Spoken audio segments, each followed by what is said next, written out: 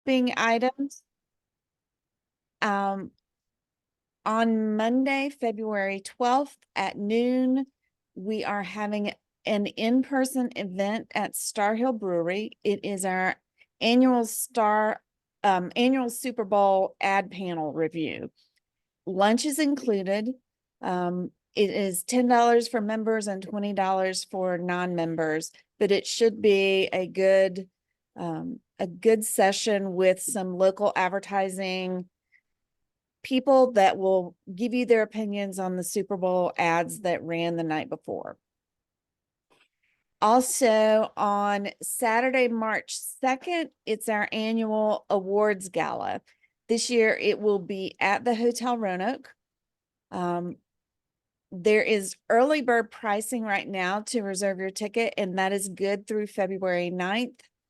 There is also an after party that is presented by 5 Points Creative that is going to be downtown afterwards. There are tickets available for that. And then if you are interested, since we are having the event at the Hotel Roanoke, we do have a hotel block reserved, and the deadline for those reservations are February 2nd. We'll put links in the chat for both of these events, and hopefully we'll see you there. And now to our speaker, I'd like to introduce to you Kurt Thigpen.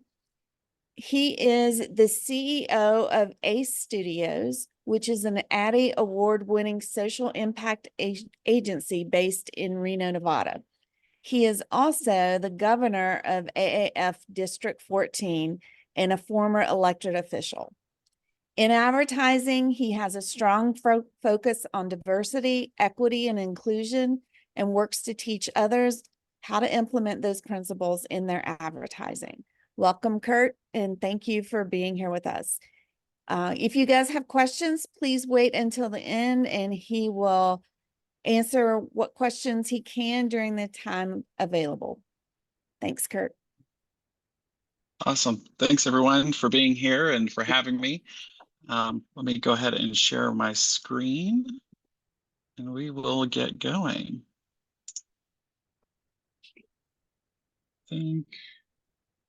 Actually, I don't know if I'm showing the right thing. 1 second. I've got 2 screens going here, so forgive me.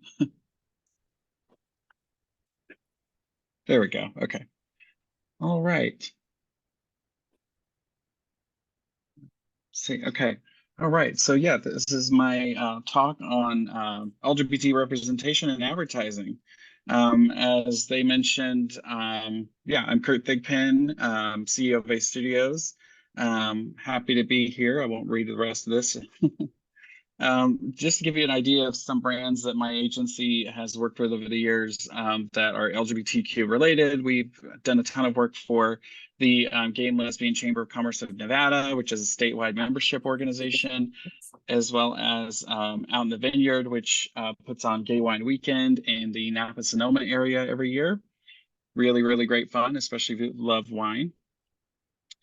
So let's start with why LGBTQ representation is important. And it really aligns with some of AAF's Mosaic principles, which is presenting realistic images of multicultural markets that play a key role in creating a society that is inclusive of many consumers who define the American marketplace and dispel the stereotypes that have been perpetuated for far too long. And for me, it's also very, very personal. I'm an out gay person, kind of included some images of me throughout my life. So me and my mom, I knew I was gay from a very young age, I think 4 or 5. And, you know, I encountered a lot of struggles growing up in rural South Georgia. There's a picture of me and my husband, Chris. We've been married for, I think, about 8 years. He also served as in the Navy during Don't Ask, Don't Tell. So he's got his own stories around that. And then I eventually went on to run for elected office, you know, and ended up being the first openly gay school board member in the state of Nevada, which was a wild ride, I can tell you. So that's, you know, kind of my personal why behind I do this type of work around LGBTQ representation in advertising, as well as, you know, other diversity inclusion principles that we take in my company. And for me, like growing up, I include this example many of you recognize from Will and Grace, because growing up, this was the only show that I can remember at the time growing up that was on TV that had any sort of LGBTQ characters or representation. And even then, for me, it was a little taboo to watch, and I'd have to like change the channel if my parents would walk in the room, because I was always terrified of what they might think. And I'll go through some other examples as well. So going beyond Pride Month, and this is, June is Pride Month every year. And I say this because a lot of times we see this with not just Pride Month, but like Black History Month and other things where folks really only focus on these things during that period of time.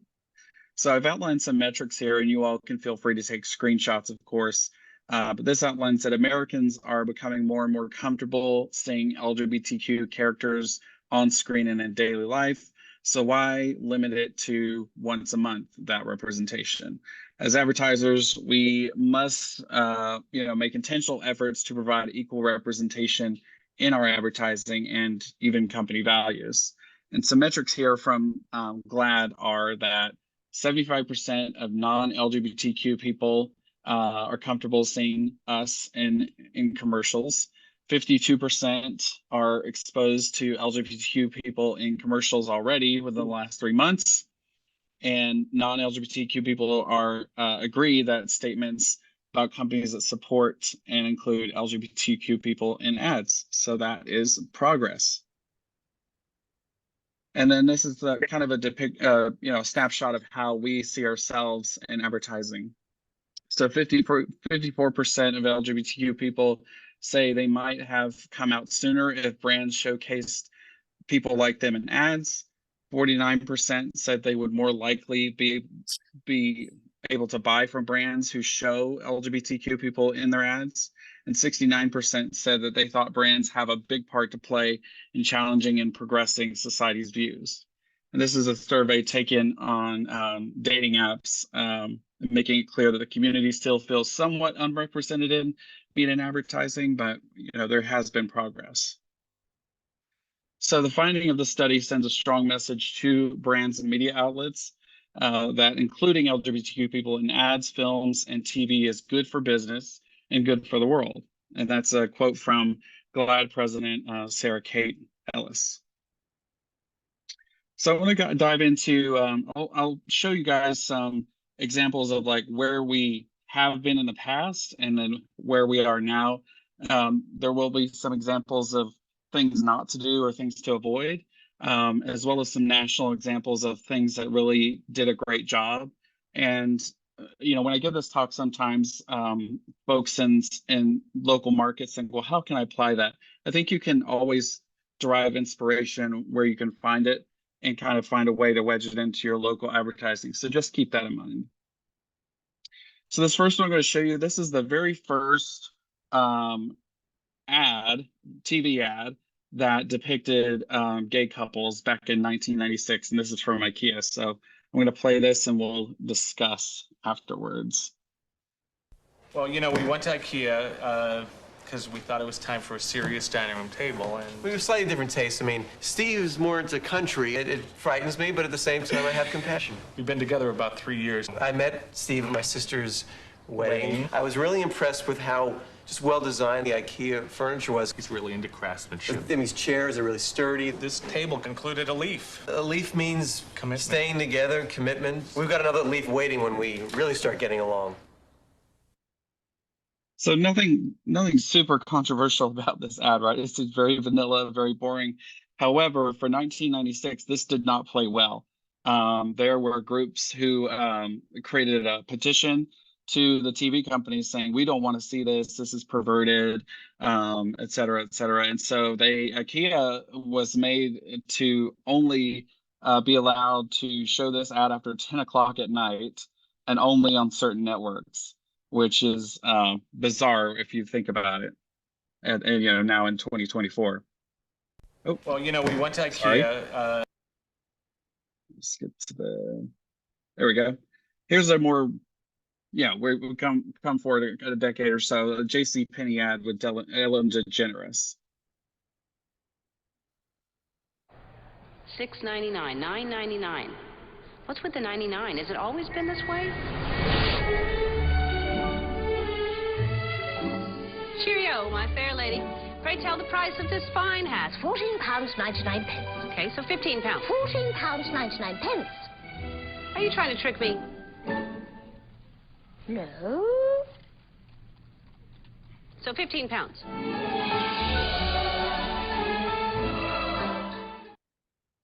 So that one, 2012 is when this one came out, and this one was surprisingly still controversial back then because it showed an out lesbian on a TV commercial for JCPenney, which has been considered a family brand for a very long time.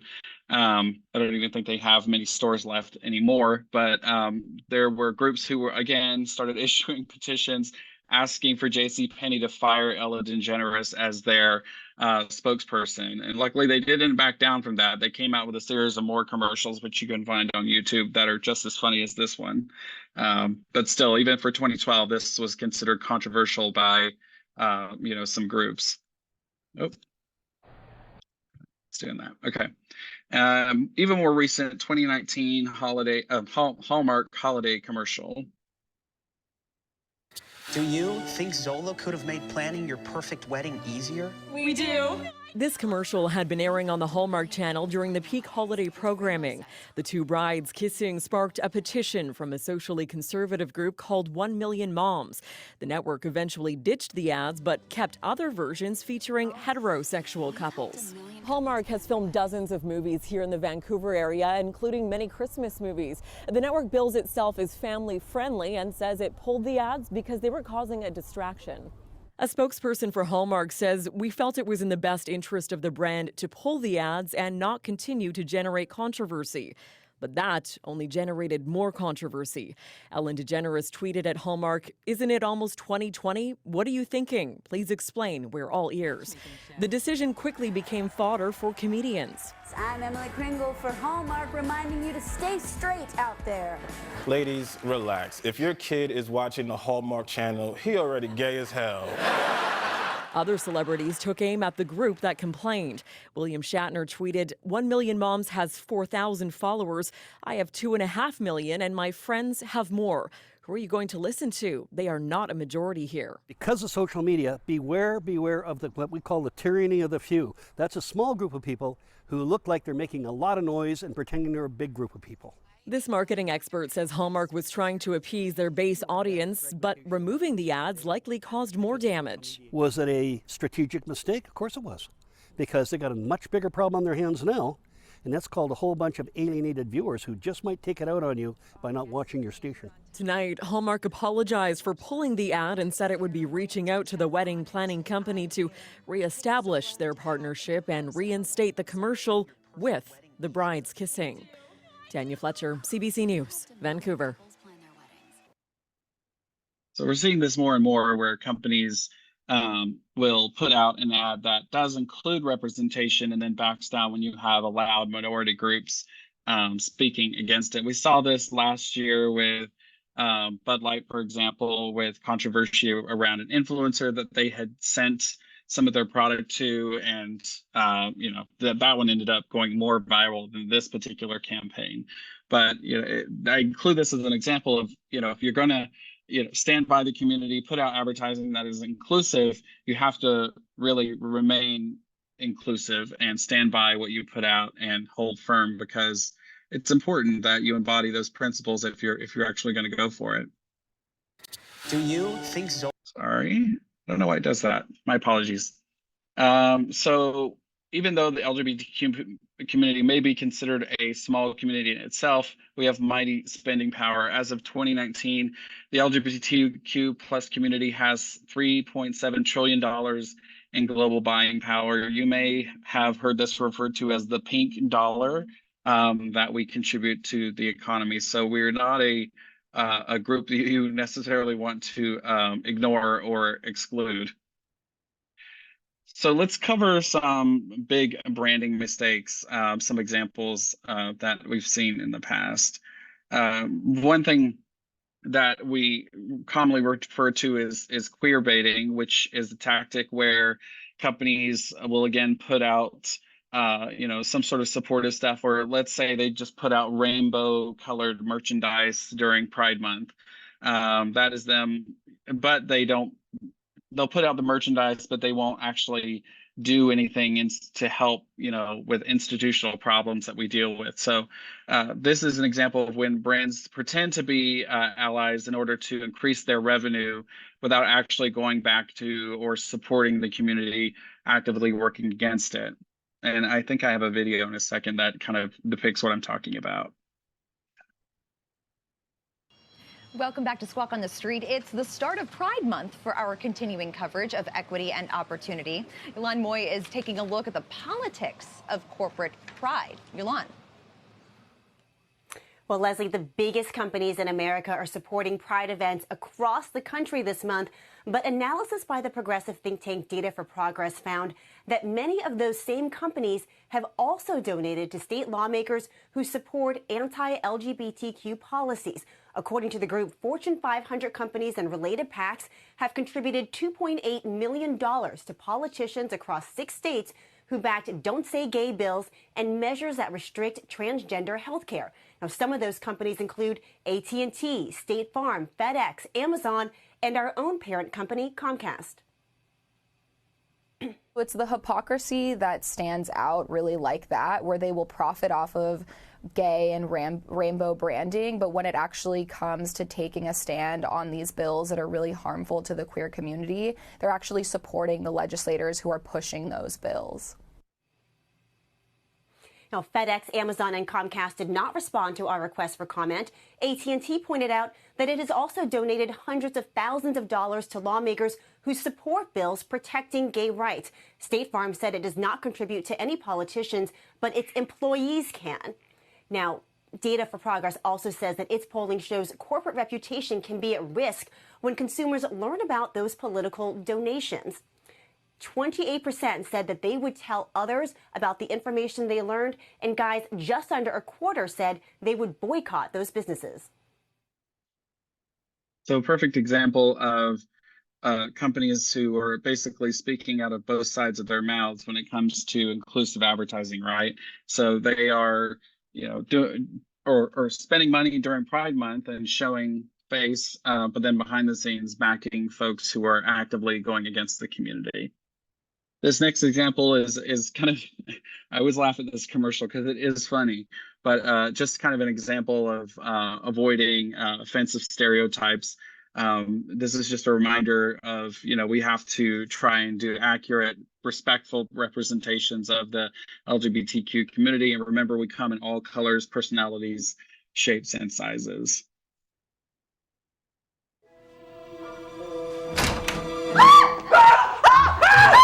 Why are we screaming? Donnie, how did you get in here? Someone said gay Beetlejuice 3 times and then I magically appeared. How do you think I got in here? With the key you gave me, because I'm your favorite neighbor. Why are you talking like that?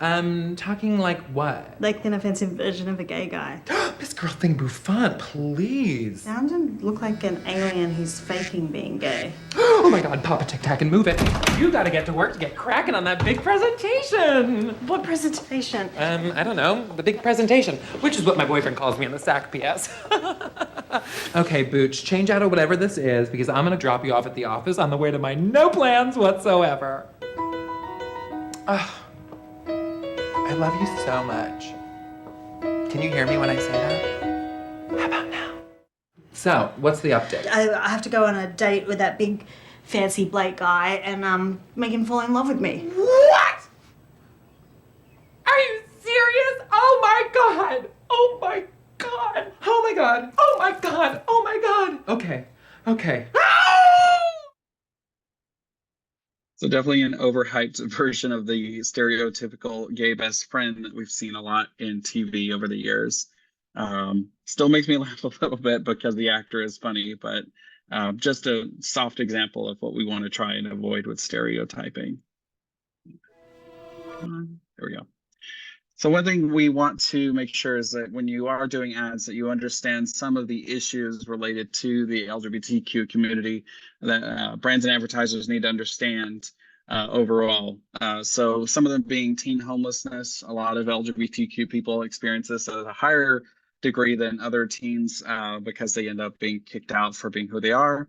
Access to affordable healthcare is still a challenge for a lot of LGBTQ folks, primarily the transgender community. There is a high degree of poverty among people of color within the community. We are at higher risk of suicide, particularly transgender folks again. And legal rights are always at risk or are non-existent in certain states and countries. So let's dive into some positive things. So some examples of impactful campaigns that have really hit the mark and done very well on behalf of the community. The first one's going to be an Indeed ad. Hi.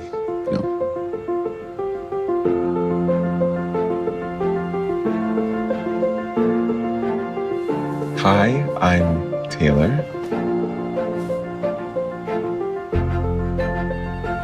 Hi, I'm here for my interview.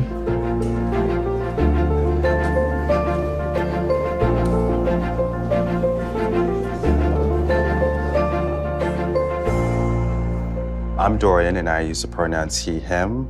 Are you comfortable sharing how you would like to be addressed? Thank you for asking. I use they, them pronouns. Great. Well, I'd love to hear more about your skill set. Sure. I went to school for advertising and a really great ad showing how important it is for companies to allow people to come to work as they are, as their whole self. And you notice the manager asking, you know, here are my pronouns. Do you feel comfortable sharing yours? That's a really positive thing for a lot of folks from the LGBTQ community who may not fit a gender norm that we consider in society. And that just puts, you could see in the video, it put that person at ease, and they knew they were in a great place to work. So let's see. So here's another one from Gillette, part of their updated Best a Man Can Get campaign.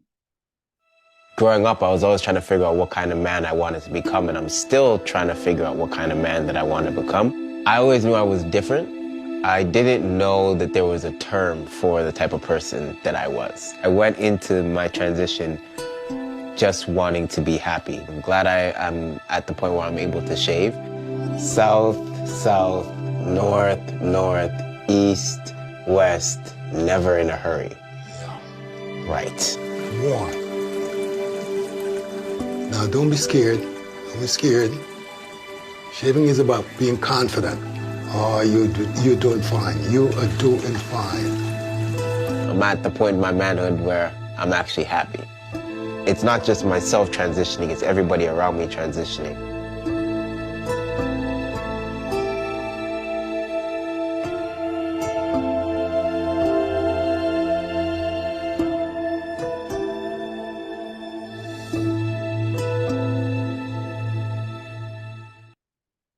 It's a really great emotional ad from Gillette where they really dove into understanding, the transgender community more. And this is, obviously a transgender man who is his first time shaving after, transitioning. So I think this is a really brilliant ad, something that a lot of people don't think about, and really connected well with the community. Growing up, I was. This is, where is it not showing up?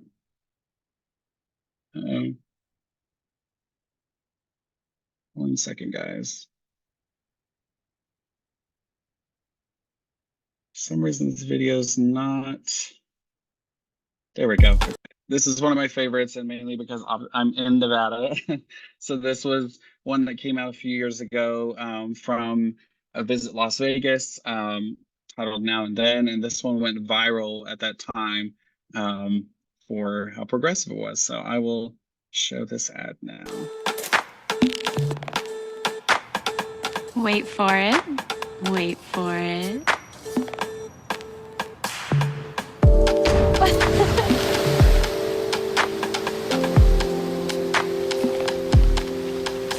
Let's get married. Yeah, right. On what planet? I'm serious. We knew we'd get married the night we met. We met here. Hi. Hi. I didn't plan anything else to say. I just wanted to meet you. Let's get married here. Tonight. It's Las Vegas. I'm ready for this going steady, but I love you bad. Even though you make me happy, I don't understand. So what do you mean your parents aren't proud of you? You are beautiful, successful. I'm charming. Funny. I don't think it's my sense of humor that they have an issue with.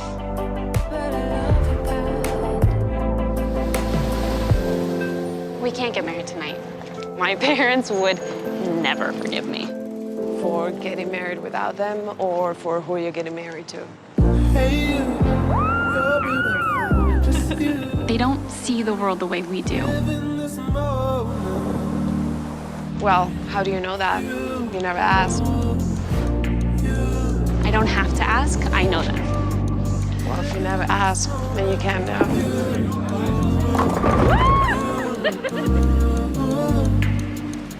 We're going to be together forever.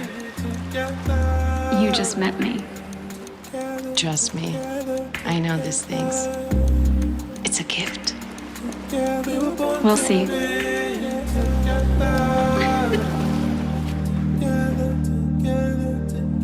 What are you doing? Look. It's a wedding. It's fake. Let's just peek.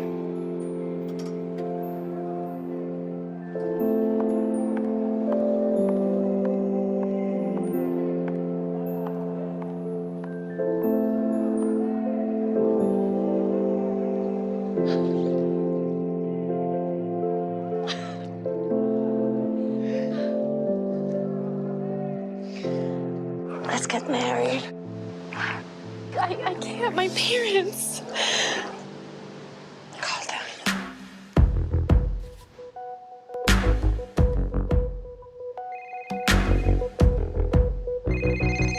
Dad? Mom? Let's get married! Every time you look in my eyes, it's like fire underwater, fire underwater. Really, this one tends to make people cry in the presentations they give, but really great one from Visit Las Vegas, and you can see the tagline "Destiny happens here." Really well-rounded ad, showcasing, coming to Vegas, you can be, who you want to be, and live authentically. And yeah, it was really, really great ad depicting a great couple wanting to get married, and really, really fun. Let's see, got another one. This is one by Oreo called The Note. I think this might be an international campaign. 我们都是一家人。你们绕过半个地球来着，就是想给我们更好的生活。可是我是。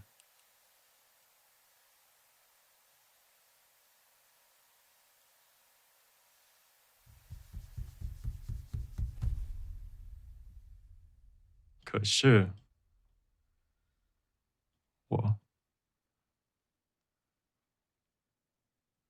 爱你。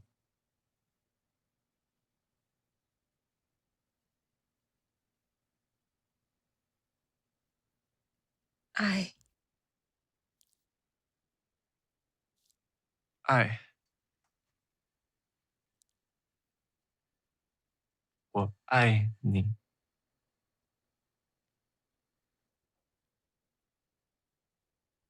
I think you're ready. 妈妈，你累了吗？还好，还好。你呢？你 ready 了吗？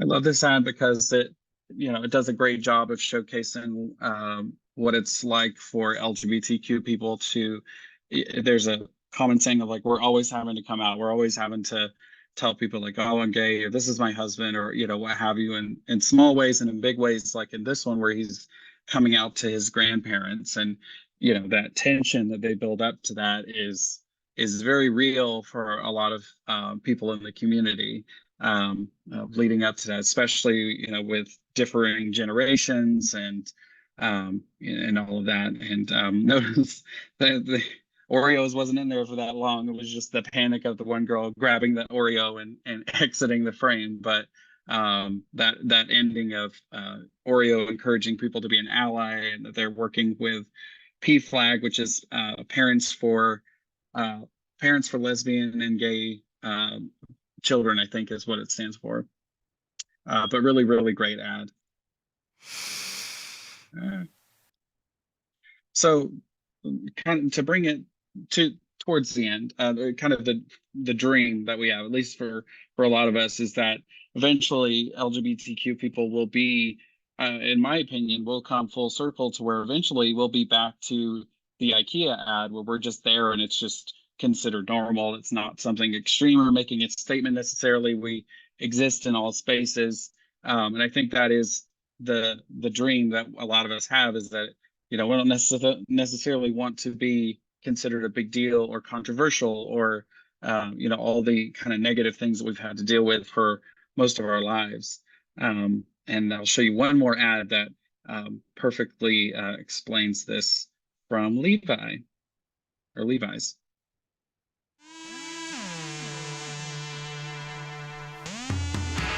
I dream of a world in which you don't have to come out because nothing is assumed. Being an example of the fact that you can be other than straight and other than cisgender and not have it be such a big deal. I don't think that young queer people need to be told that they're all right because they know that they're all right. To me, pride is just existing with integrity. It doesn't matter what your color is or your sexual orientation. None of that really matters. At the end of the day, it just comes down to your passion and how much you really believe in yourself. The biggest thing is to just live your life for you. Pride to me is like a commemoration of all the pioneers before me and everything that they've done to create a world where I can feel comfortable to be me. I think being young and gay is community. As a teenager, I think coming to realize I was queer, the biggest difficulty that I faced was not seeing myself as an adult. And going to Pride that first year showed me, this is me, this is my home, this is where I belong. When I was growing up, all I did was artistic things. I wanted to paint, I wanted to cook. At that time, I had no one to inspire me to do that until I started doing drag, that I realized that I had been living my life as an artist, but I didn't believe in it. I'm very grateful because I know people in the LGBTQ community that were back in the 50s or the 60s or the things, they didn't have the things that I have. It's so necessary for us to be ourselves. In order to have pride, you have to have so much courage. This is who I am, whatever that is for you. It says, I am love and magic.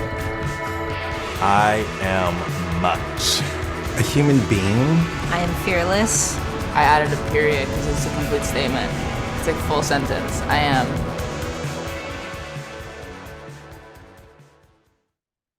A really great ad from Levi's, just depicting real queer people, real stories, and showcasing that, we just want to be treated like anyone else. Here we go. So in conclusion, now more than ever, LGBTQ plus visibility is more accepted, and consumers are considering a brand stance on those issues when they buy. So it's really important to do it right. So to survive and thrive, in my opinion, brands need to create an inclusive, authentic ad campaigns in order to reach a savvy audience of potential buyers. And with that, I will take questions, and I'll stop sharing my screen. Thank you, Kurt. I don't think I was the only one crying. So I'm just now reading the chats. Definitely not the only one. Those were so good. Really good. Any questions? So I'm Yeah. going to admit I haven't seen many of these ads. We are in Southwest Virginia, Kurt, if you didn't know exactly where we were located. And does our geography and the part of the country we live in have an impact on what, especially some of these big brands, are showing us here? Yeah, I think it does. And I think that's something that some of these big corporations may want to consider, because we're everywhere. Queer people are in everywhere. I mean, I grew up in a small town of like 4,200 people in rural Georgia, and growing up, I didn't see ads like this, of course, but I think they should consider running these in markets. I think there's still some timid or skepticism around doing that, because they may get blowback by running these ads in smaller markets. But I think it's something courageous they could do. They just need to learn to weather any sort of negative blowback from some of the smaller groups we talked about before. A lot of these end up running online, I've noticed, more than anywhere, and end up going viral that way versus TV. So that's something I see that's pretty common.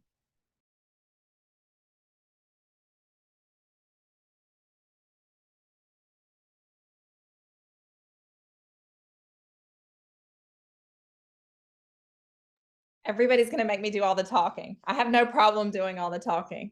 So I think the biggest question I have as someone who helps brands like place advertisements and build some of these advertisements, how can we make sure we're being inclusive without tokenizing different audiences? Because I feel like that's a trap that happens way too much. And so what advice would you have for those of us who are helping our brands come up with some of this stuff?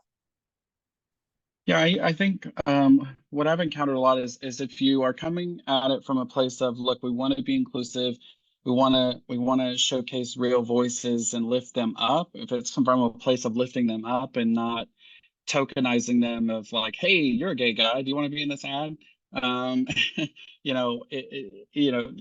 Treating it that way and making it part of the future of your organization going forward, not just hey, it's Pride Month, we want to throw together a Pride campaign at the last minute. Let's try and round up a bunch of LGBTQ folks for just this one time.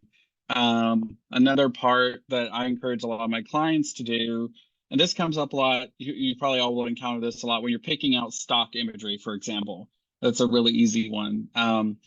When you're looking to diversify stock imagery, making sure it's not all white straight people, for example, trying to diversify the image that's being put out there for a brand. So there's more and more stock image sites that have more LGBTQ folks in them, same-sex couples, transgender folks, drag queens, things like that. There's a lot more variety. There still needs to be some more work done in that space, but that's just an example of making a concerted effort in all of your marketing going forward, that you're finding intentional ways to diversify the folks that are being depicted.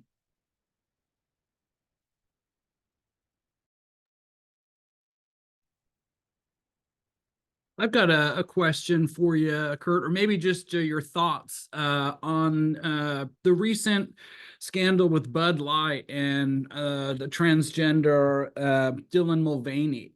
For decades, Bud Light has been a big supporter of the LGBT community. I'm looking back even the late 90s, volleyball tournaments and things like that when I was just coming out. Do you think that they were more less aware of the controversy that was going to unfold with this transgender person on the bottles, or do you think they were kind of caught and surprised by the community's reaction? I think they were definitely caught by surprise. And it's very true. Bud Light has sponsored many Pride events over the last few decades, and And I think many from the community were shocked at how quickly they backed down because it got so controversial. And they even shortly after that put out an America ad, which showed like blue collar, like all this stuff that spoke to more of like middle America. It had no LGBTQ people depicted in it. And I actually called them out on it on Twitter and was quoted on Fox News, which was funny, of saying, like, let's just go ahead and erase all the LGBTQ people to make this other part of America happy. And isn't LGBTQ people part of America as well? So they did not handle that. And I think they made people on both sides very, very upset by how they handled it. So they were caught by surprise. I told someone they could have easily not have gotten in as much trouble as they did by just saying something as simple as Bud Light is for everyone. Everyone loves Bud Light. We're here for everyone. So simple, but they just totally got it all wrong. And you're right. They have a history of supporting us, but after all that, I don't think anyone wants much to do with them at this point. But yeah, very, very good example of how badly things can go if you try and stand by the community, and then when things get tough, you back away so easily. So yeah, that was really tough to watch for me over the last year. So do you think social media helps or hinders? Can you be more specific? In that scenario, I feel like social media has a tendency to allow people to say things that they might not necessarily say. And I see what you mean. So there was an attack because people felt safe behind a screen. So does that help the cause or not? I think it is a double-edged sword, because we've seen where social media can be super, super helpful to movements, and we've seen where folks can hijack social media and create very threatening and scary situations for a lot of folks. So with Dylan Mulvaney issue, that person, the influencer that they sent the Bud Light cans to, she received death threats and all kinds of stuff as a result, and I think had to take a break from social media, which is very, very horrible that somebody had to experience that. And Bud Light did not back them at all during that controversy. They didn't say stick by them or anything like that. So I think that created a very dangerous environment for that particular influencer. So I think brands need to be aware of that. If you're gonna, let's say if you're gonna work with an LGBTQ influencer or something, you need to be prepared for any sort of blowback and stand by that person, stand by your decisions, and all of that, instead of essentially throwing her and the entire community under the bus. So I think in terms of social media, you just have to be as prepared as possible for anything. And I've had some clients where we've done LGBTQ stuff for example, we had a local Mexican restaurant chain here who really wanted to do some stuff last year for the LGBTQ community. And so one of the things that we had noticed was obviously drag queen related stuff has been very contentious, even though it's not a harmful thing. It's a very fun thing if you've ever been to a drag show. And so we hosted a Latina drag night, I think 3 times last year. And there were a couple people on social media who didn't like that and said, I'll never come eat at your place again or whatever. But it was honestly 2 or 3 like loud people in the comment section. But those shows sold out. They connected with a new audience, and folks now, that part of the community loves going there more often than they did before. So just an example of how things can go well.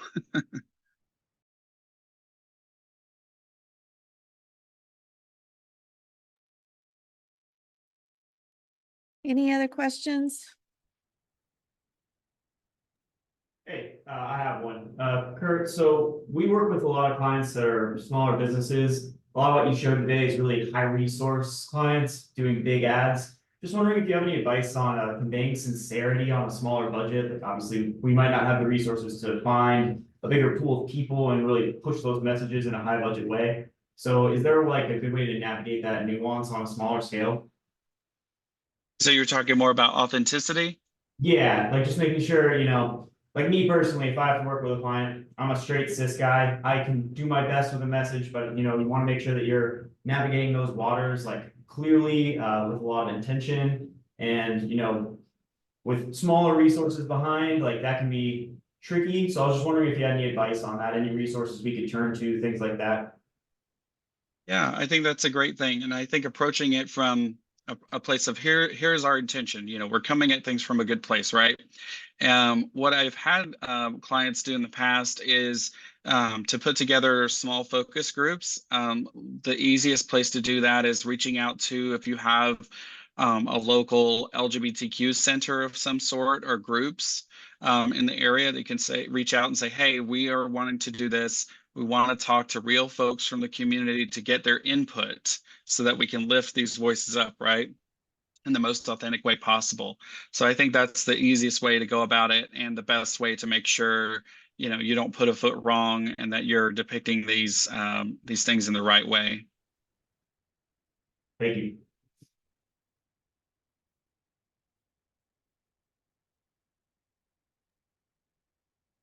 Anyone else? Okay. Thank you, Kurt. We appreciate your time and this presentation. It was very insightful, and your knowledge is very helpful to us. And we hope maybe that you'll come back sometime and talk again. But thank you very much. Yeah, thanks everyone. Hey, I'd like to interject real quick. I met Kurt this past fall in Portland.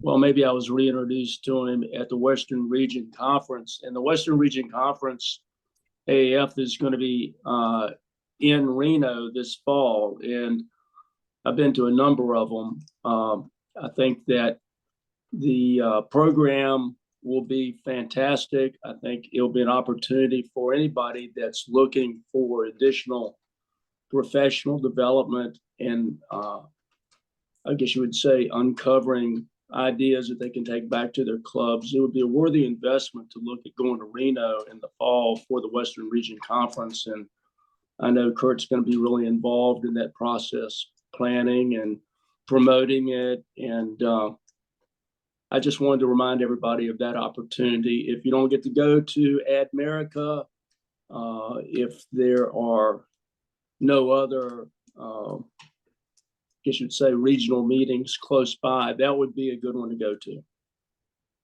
Yeah, thanks, Bill. I appreciate that. I didn't realize you were on the call. So good to see you.